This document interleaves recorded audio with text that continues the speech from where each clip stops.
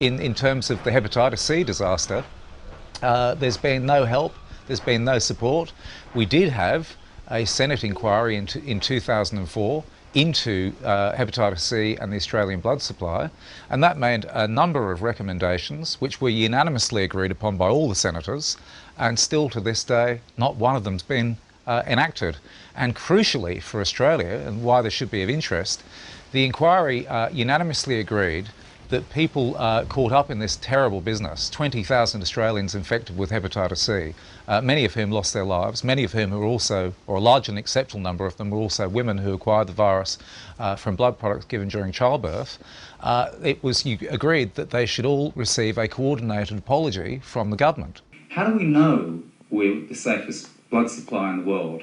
What we've just found out recently is that we're one of the few industrialised nations that took the gamble of sending out letters to people with hepatitis C and asking them to donate.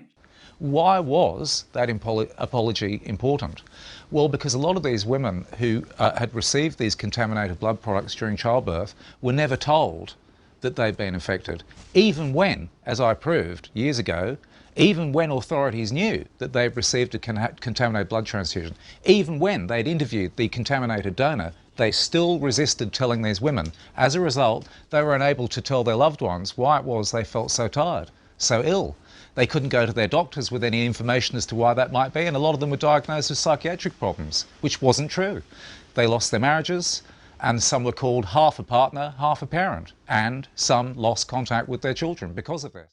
It's just wrong for people to go into hospital with one illness and come out with two more. Years later, of course, it emerged that they weren't half a parent or half a partner or lazy or good for nothing or bad wives or bad mothers. They're in fact victims of Australia's worst medical disaster.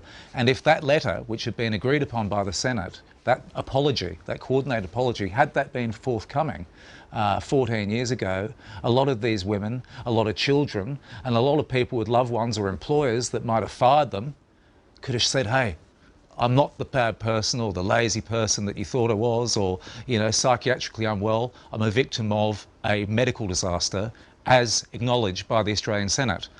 Still to this day, 14 years later, Greg Hunt, the Federal Health Minister, would die in a ditch before he'd ever apologise to women like this. It's been recommended by the Senate, it was unanimously agreed upon, some of his own party members agreed on it, but Greg Hunt, still to this day, would die in a ditch before he'd apologise to women like this.